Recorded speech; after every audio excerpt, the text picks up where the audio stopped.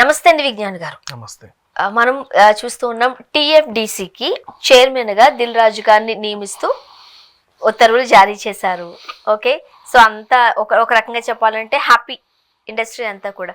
First of all ఏం చెప్తారు?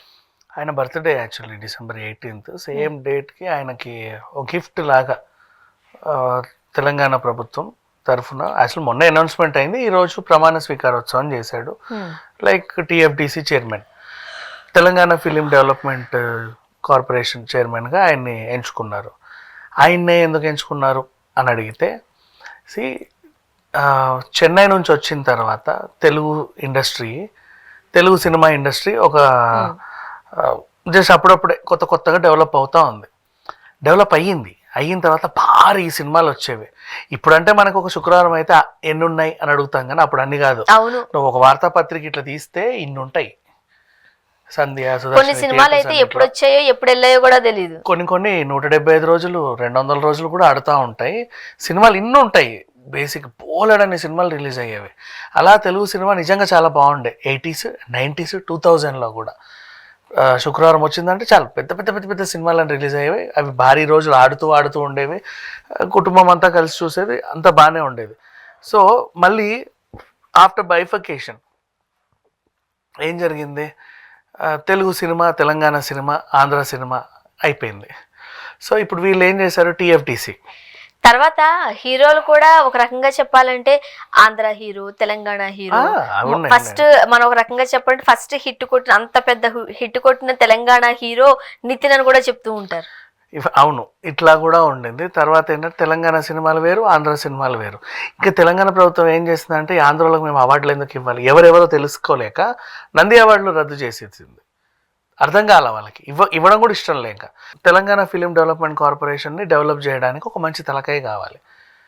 మళ్ళీ అన్ని సినిమాలు రావాలి శుక్రవారం అయితే. అంటే ఎక్కువ సినిమాలు రిలీజ్ అయితేనే ఎక్కువ మందికి ఎంప్లాయ్మెంట్ ఉంటుంది. ఇప్పుడు జూనియర్ ఆర్టిస్ట్ యూనియన్, ఇప్పుడు డాన్సర్లు చాలామంది కంప్లైంట్ ఇస్తారు, మాకు పని లేదండి.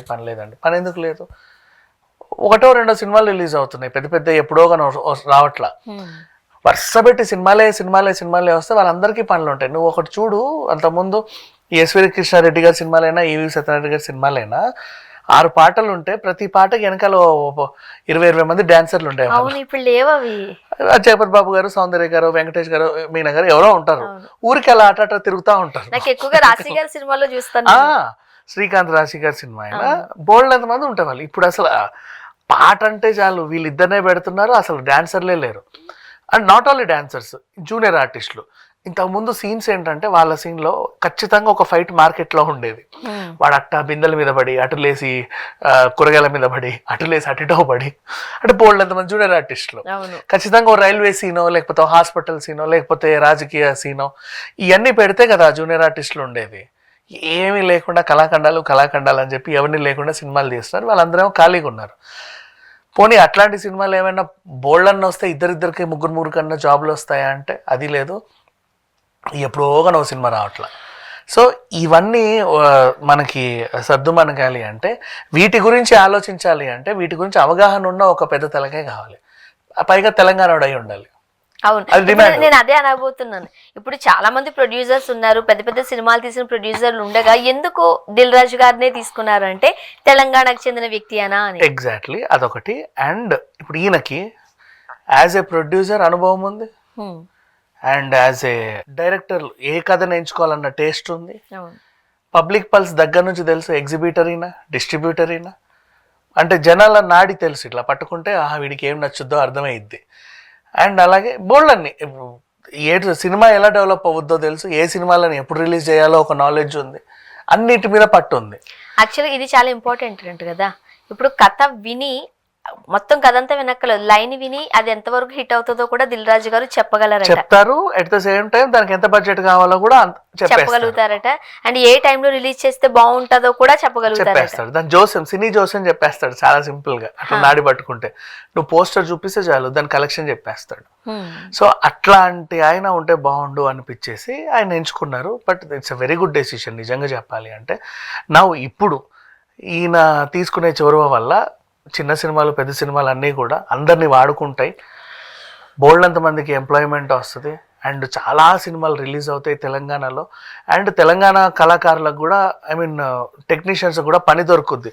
టెక్నీషియన్స్ ఇన్ సెన్స్ ఇప్పుడు మన దగ్గర 90% ఆంధ్ర టెక్నీషియన్స్ ఉన్నారు అని ఒక వార్త బయట.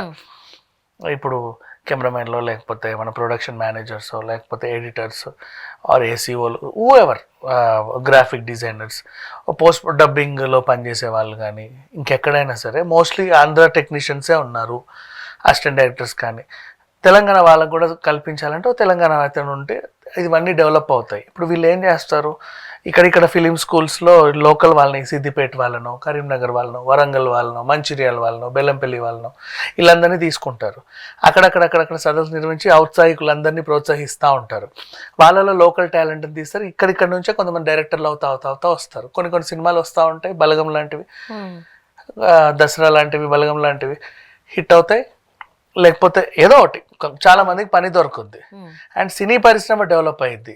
బోల్డంతమంది అన్ఎంప్లాయ్మెంట్ ఉన్న పీపుల్ తెలంగాణలో ఉన్నారు. వీళ్ళు చెయ్యాలి అంటే కొన్ని పనులే ఉండాల్సిన అవసరంలా చాలా కష్టపడి, ఇంకా మోస్ట్ తెలంగాణలో ఏంటంటే 70% ఒక యూత్ సింగరేణిలో పనిచేస్తుంది. అక్కడ కాంట్రాక్ట్ బేసిస్లోనో సంథింగ్ లైక్ దట్. వాళ్ళందరూ కూడా అక్కడ అంత కష్టపడే బదులు ఇక్కడికి వచ్చి కష్టపడవచ్చు. అండ్ బెనిఫిట్ ఏంటంటే మన సినిమా ఇండస్ట్రీకి డైలీ వేజెస్ ఎవరికైనా ఏ రోజుకి ఆ రోజు పని. పొద్దున్న వెళ్ళావా, సాయంత్రానికి నీ చిల్లర నీకు వస్తాయి, అలా ఇంటికి వెళ్ళి పడుకుంటావు. మళ్ళీ తెల్లారితే నీ ఇష్టం, ఈ షూటింగ్ అంటే ఇష్టం, అటు పోవాలంటే అటు పో. యాక్చువల్గా ఆ సిస్టమ్ బాగుంటది, ఎటు నచ్చితే అటు పోవచ్చు. సాయంత్రం వేసరికి మాత్రం డబ్బులు ఇచ్చేస్తారు. డబ్బులు సాయంత్రానికి అలా చేతుల్లో పడతాయి. నీకు నచ్చిన షూటింగ్కి పో. గొడవలు ఉండవు, ఆఫీస్ గొడవలు. నీకు వాడికి పడలేదు అనుకో, రేపు వేరే షూటింగ్ పోయి ఇలికిపోకు, అంతే, చాలా సింపుల్. సో ఇట్లాంటివన్నీ ఉంటాయి. అండ్ దిల్ రాజు గారు ఇప్పటి నుంచి 2 years ఉంటారు ఈ పొజిషన్లో.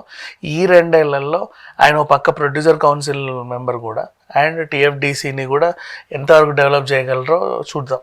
నాకైతే బాగా చేయగలరని అనిపిస్తుంది. Thank you so much.